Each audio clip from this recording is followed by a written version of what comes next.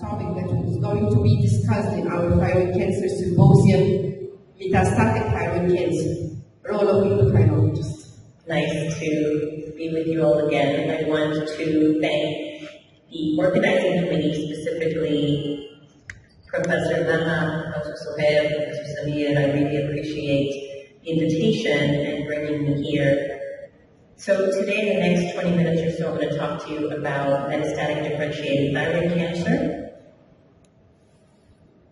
And specifically, I'm going to talk about managing advanced thyroid cancer, okay, and focusing on personalized journey. How do we make each patient an individual? My relevant mention exposure, I will discuss off-label drugs.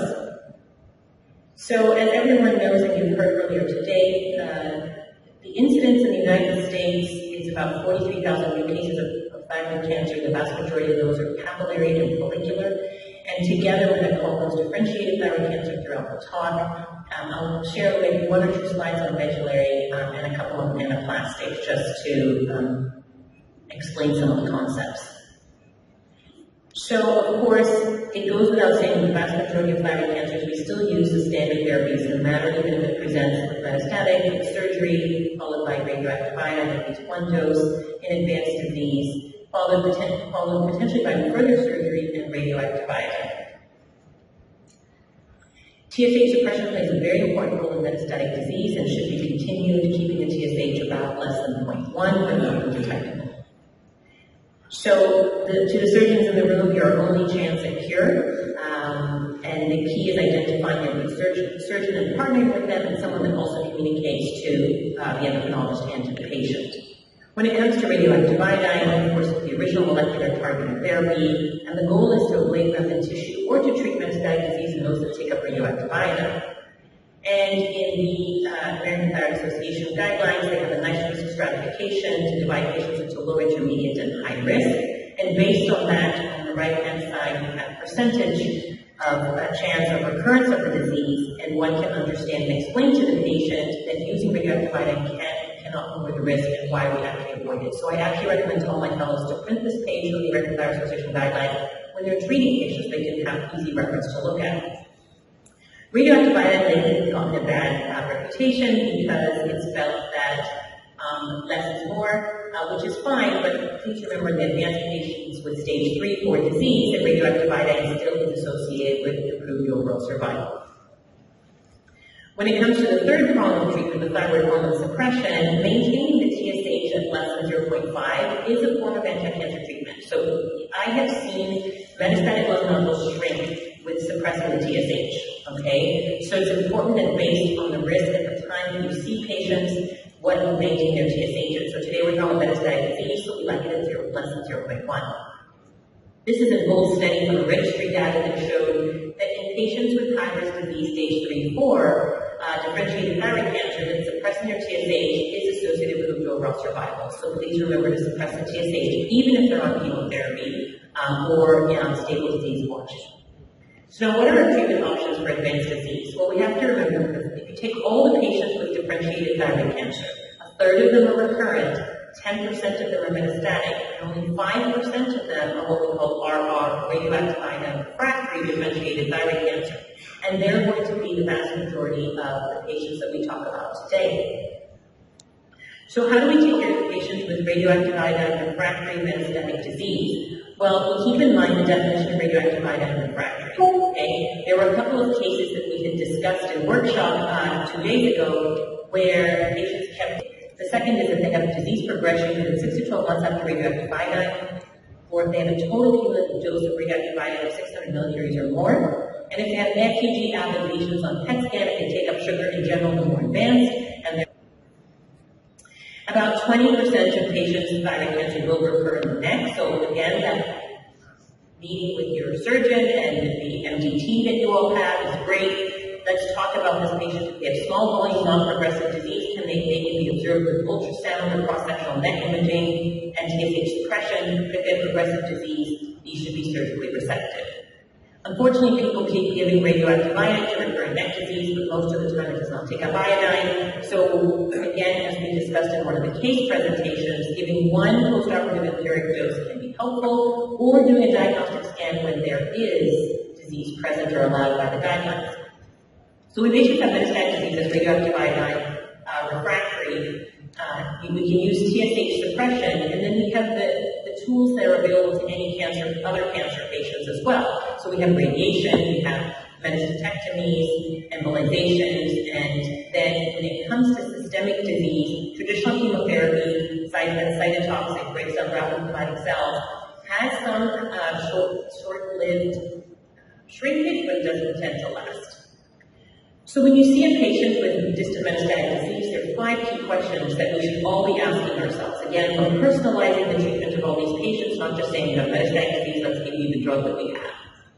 Where is the location of the disease? Is it in a critical location? If it grows, it will cause harm. Is it refractory to radioactive iodine? Does the patient have symptoms from the disease or is it from their comorbidities? What's the size of the tumor? And is it progressive, right?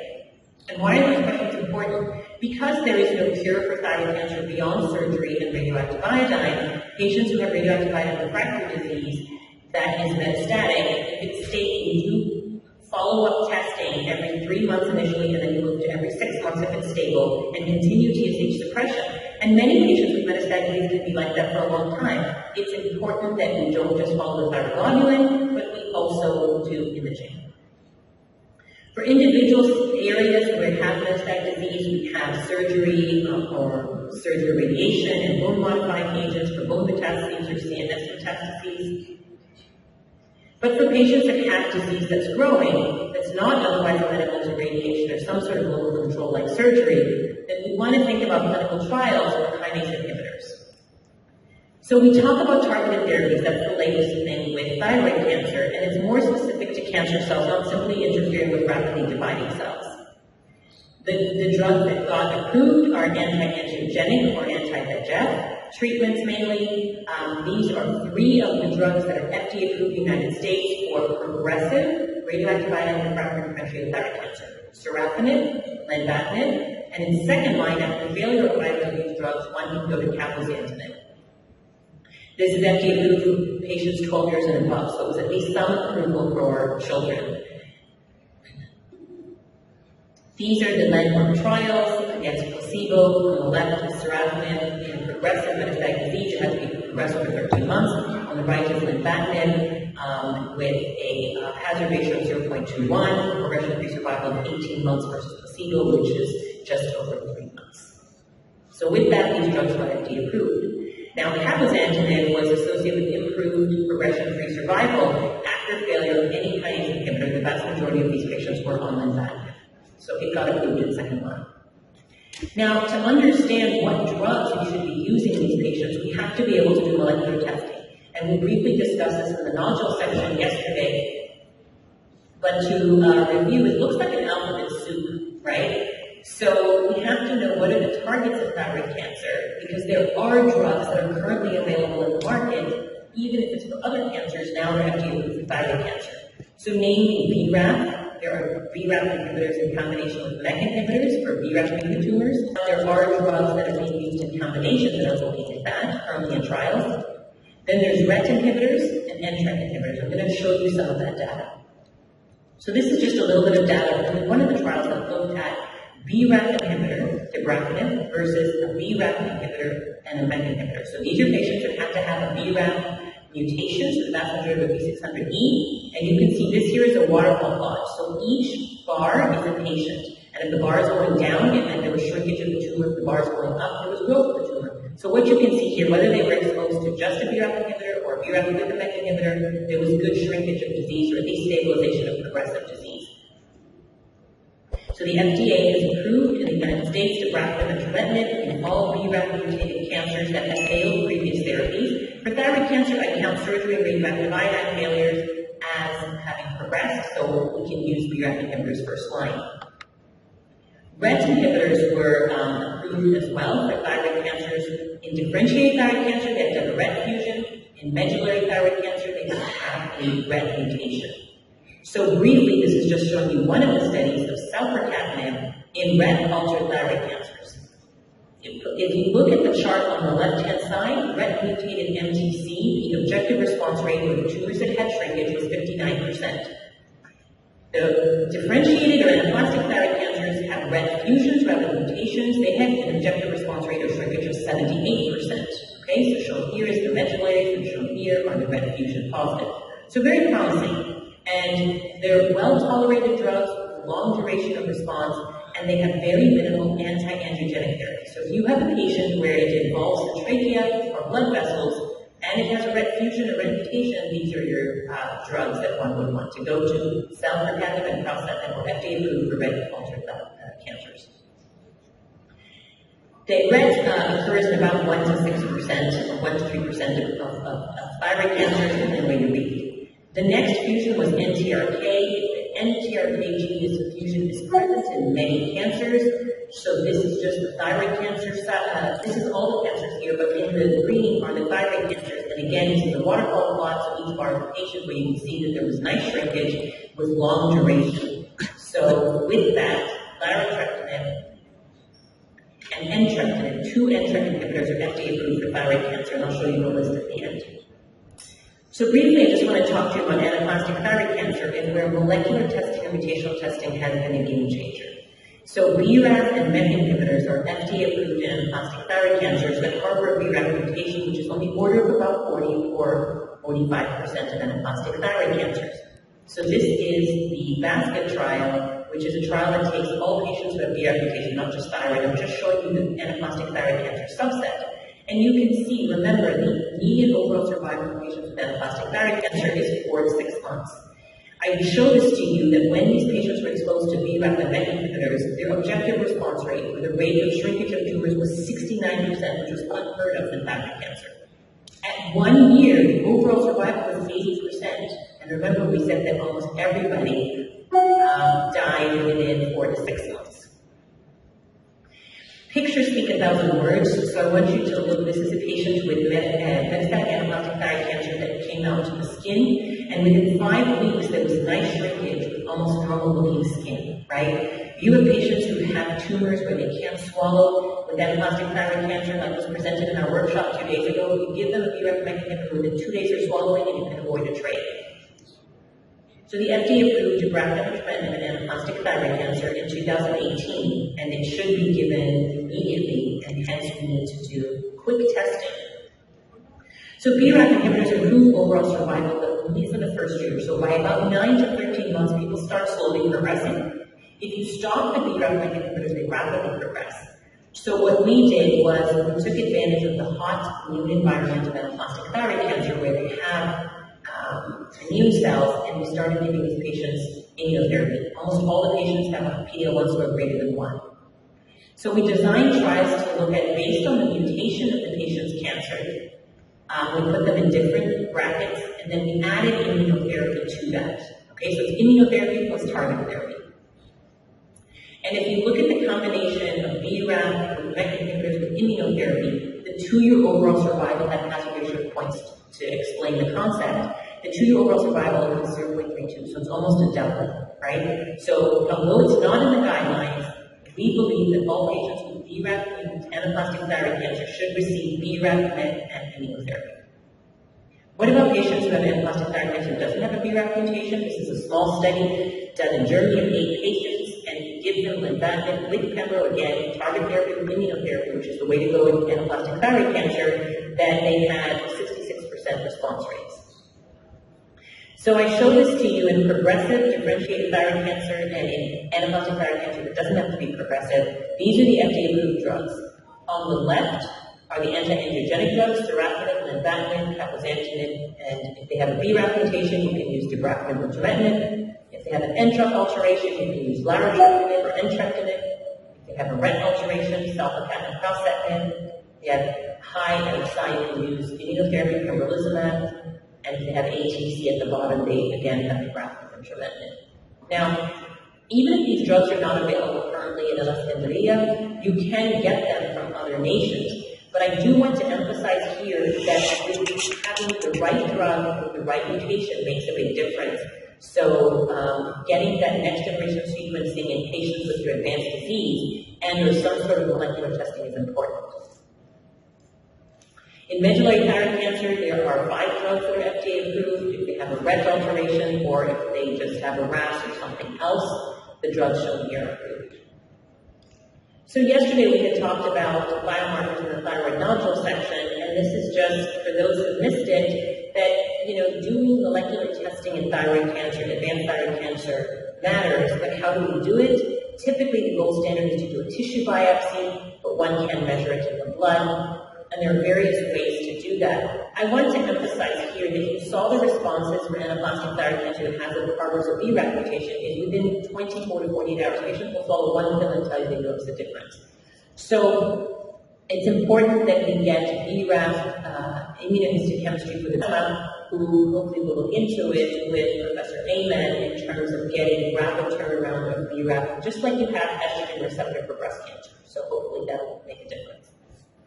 For liquid biopsies, if you don't have a BRAF, you can get blood tests for BRAF as well as other mutations that have 84 to 95% accordance with the tissue, so it's a quick way, or at least faster than next generation sequencing.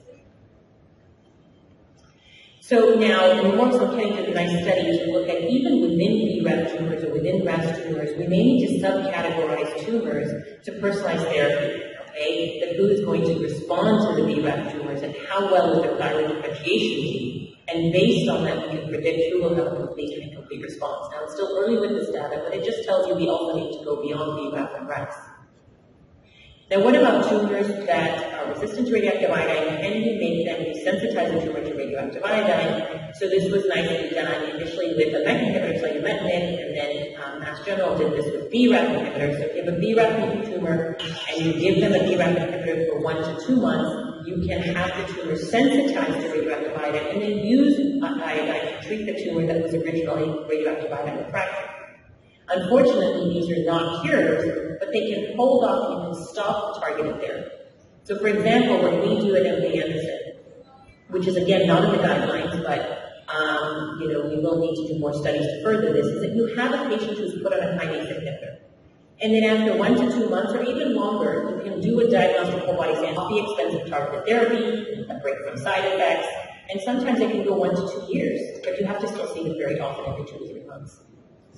So again, because I like pictures, to simplify things to understand, on the left is the post-treatment, diagnostic whole body scan that doesn't show it. On the right-hand side, you see the naked whole body scan here, and after exposure to BRAF or MEK inhibitor shows uptake in lung metastases.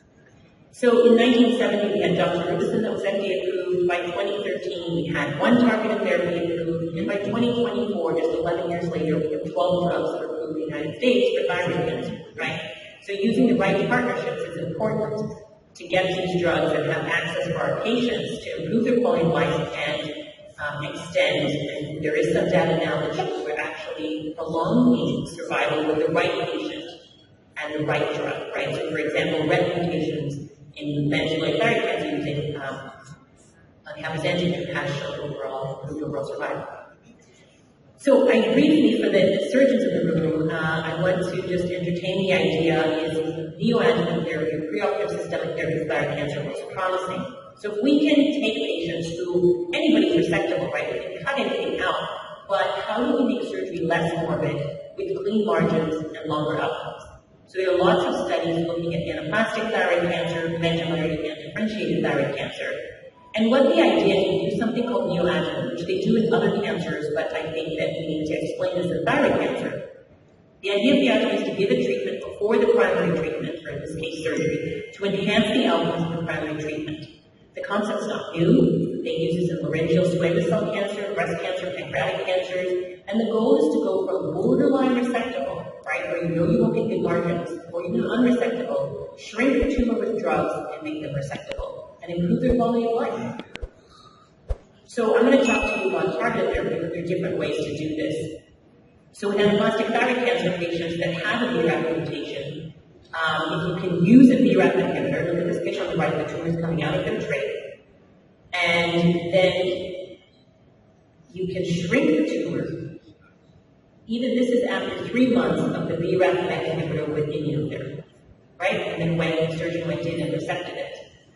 And so this is a publication for our initial patients we did with neoadjuvant therapy in BRAF mutated HCC, and you can see on the left is the patient before the drug, and then after 3 months of drug, or 5 months of drug, or 1 month of drug, depending on the patient.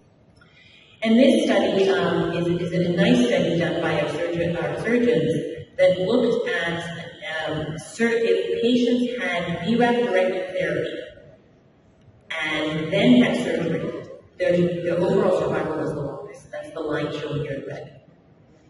The survival curve in green is that they had surgery before BRAF-directed therapy, but it was followed by BRAF inhibitors. And then these patients just didn't have any surgery but got BRAF therapy, has the worst survival, right? So there's something about shrinking the tumor and operating, and that operating is the key. Again, it comes down to if a patient has plastic thyroid cancer, surgery does make a difference, but it has to be done in the right order. So the current standard of care for BRAF-mutated plastic thyroid cancer patients in the United States is just to use BRAF and MEK inhibition, and then when they progress and resist, which is about 9 to 15 months, then many people are stopping the BRAF MEK inhibitors, and what's happening is the disease is exploding in rapid progression, right, and it starts up the drug. This is what's in the guidelines currently, what needs to change. So what we do at MD Anderson and on trials and off trials is to use BRAF and MEK inhibitors with immunotherapy from the start. And these patients can go almost 2 to 3 years before they get any resistance. And then at resistance, we continue the BRAF inhibitor, add a new drug to that, radiate some resistant tumors, do surgery, and continue going. And then medullary thyroid cancer using RET inhibitors, and then lenvatinib. And these are currently all in trials and showing very promising responses where the tumor is shrinking nicely. Surgery is done, and the patients have a prolonged progression-free survival with good quality of life, right? But they're coming off the drugs before surgery. And the surgeons will tell you these are very difficult surgeries. There's a lot of fibrosis. And so I just wanted to share that with you that I love this cartoon that I got from a colleague, Mary Cavanias, and the grandma was looking up at the sky and said, do you know what clouds are made of? And they're looking at the sky, looking at the clouds. But the grandchild is looking at their iPad and saying, yes, clouds are made of music files, right? And so how we're talking apples and oranges when we talk about this disease and how we really need to come together. So we need to personalize the medicine of these patients, look at the right patient, with the right drug, at the right dose at the right time. And we need to test these tumors. If this is a patient with advanced disease and we even think they need treatment, when do we test these and how do we get testing for these patients? And it takes a village to take care of these patients, so I just happen to be here talking, but endocrinologists, head and neck and endocrine surgeons, medical oncologists, radiation, phase 1 nurses, nurse practitioners, pathologists, radiologists, and the radiation oncologist, we all work together to take care of these patients. So thank you so much for your attention, and don't hesitate to email or call me with any questions, and I look forward to collaborating with many of you here and to improving the lives of patients worldwide. Thank you so much.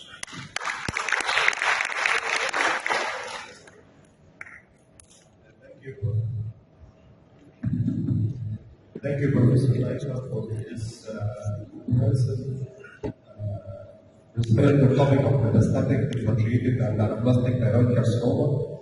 And actually, you are so helpful in pathology at Southern University to present your talk about how it involves on the interpretation of the endocrine as Assalamu alaikum. First of all, I'd like to thank Dr. Maha and the whole scientific committee for their effort to make this conference come to life, and for the invitation of me and Mubarak Al-Asafra. I'm Umayya Abdelkarim. I'm a lecturer of chemical pathology in the Medical Research Institute, Alexandria University, and I am the representative of Mubarak Al-Asafra labs. And I'd like to congratulate the endocrine department for this outstanding success for the conference. First of all, I will start my talk about the variability in the lab tests, which fall under two domains, which are the biological variability and the analytical variability. If we will go through the biological variability, we will come that the most common biological variability factors that we encounter in day-to-day practice in our lab is the problem with the reference intervals, the problem with the interpretation of results in the non-thyroidal illness, and the effect of drugs. The best example for the reference intervals and the miscommunication between the labs and the clinician is that hopefully this is sorted out now, because most of the labs are reporting the pregnancy trimester-specific reference ranges. And I do recommend that you don't accept any lab results that is not mentioning the trimester-specific reference range, because it's very important in the interpretation of the results. Secondly, I know that endocrinologists wouldn't do this, but actually this is a common daily problem in our lab, that some of the physicians are requesting thyroid profile in people, and there is a great variability in the interpretation of their thyroid profile, and will cause many problems. Coming to the effect of drugs, as you all know, there are lists of drugs which could interfere with the thyroid binding globulin and the binding of the free hormones to the proteins, and would affect the levels of the thyroid hormones. If we come to the analytical variability, despite the continuous effort that has been made by the IVD manufacturers to minimize the inter-method variability, however, variability do exist. And let's agree that the variability is variable between method to method. So we couldn't say that this method is affected by this, so it wouldn't affect by that interference. No, we don't know, and also there are some patient-specific factors. But we do recommend that when you are following up your patient, it is highly recommended to be followed on the same platform to minimize these inter-method variability. When do we suspect interference in any assay? Basically, we usually suspect interference if we found any discrepancy between the clinical finding and the lab results, which could be attributed to multiple factors, as I have mentioned, whether biological or analytical. So, do we are interested in assay interferences, and why? Basically, assay interference has a strong impact in the patient results because they could mislead the clinical decision making, and here there is a problem of the patient safety that come in concern.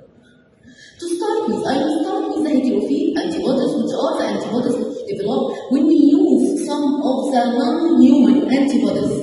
We can find that these heterophile antibodies can cause false positive results or false negative results according to the method of the interference. As we see here in the B figure, they can act as a bridging antibody. So this bridging antibody could share that they could blunt part of the impulse and leading to false negative results. Shifting to another type of interference which could be attributed to the autoantibodies, we need to mention the thyroglobulin antibodies, which could lead to interference while we do a thyroglobulin assay, as these are done in euthyroid patients. And so, it's highly recommended also to ask about the anti-thyroglobulin antibodies, and at least to know whether your method is affected by this type of interference and to which level. Another type of autoantibodies that we can face, which are the anti-streptavidin antibodies, which are affecting the biotin, which are affecting the methodology which depend on the streptavidin biotin complexes. As we see here, there is a false elevation in the free T4 and the free T3 in one of the assays, and this is completely absent when we are trying the test on a different platform.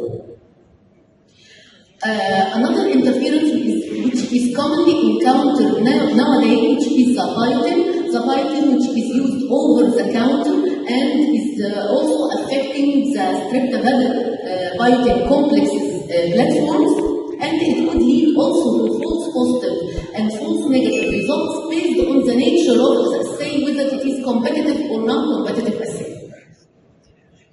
And this is an interesting study which is done by me and his colleagues, who have studied the effect of biotin on volunteer individuals who were taking biotin for 7 days, and they retested after stopping the biotin, and they have compared 4 different analytical assays, and as you see, we can see differences between the different assays and the baseline, and after 7 days and after stopping the biotin.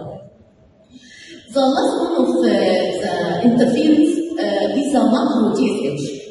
Basically, the macro TSH is not a common finding that we can see in our lab. We almost all hear about the macroprolactin. Yes, but the idea is the same. There are immunoglobulins which are complexed with the TSH and they interfere and leading to false high results, and we deal with it in the lab in the form of polyethylene glycol precipitation, and we measure the TSH after we get rid of this interferent material. And these are some we can encounter in our lab, and what are the methods that we usually use to get rid of these interference? Groups which are containing blocking antibodies, and we are retesting the test again. And finally, some interferences are not resolved unless we change the method to another method which is having less interference.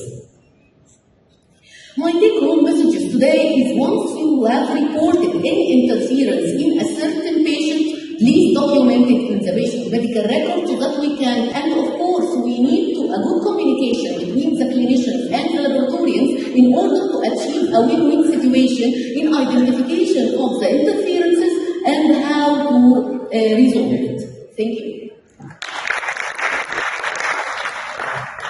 Thank you very much, Professor Mia. I get this is very important. Lab for us and technology is very important. Thank you very much. And I think for the early morning session about thyroid cancer, a good deal of thyroid cancer from yesterday and today we have spoken about the different varieties of patients. I've talked about the surveillance for very low risk, then lobectomy versus iodine. And we have ended by Professor Knife about aggressive metastatic thyroid disease and new medications which are still not, but really this is a miracle. You have seen the picture. So I hope we have learned a lot from this session. And we'll move now to another interesting session. And you know that the theme of the conference, as discussed earlier, is multidisciplinary. So we have got a joint meeting with the Cardiometabolic Alliance, part of the CDRM, and Cardiometabolic Alliance was actually initiated in Zambia, Professor Bush was the lead person to discuss what is the interaction, why do we need the decision, why do we need our decision, and so on. So I do invite the chairpersons for the coming session. Okay, thank you very much.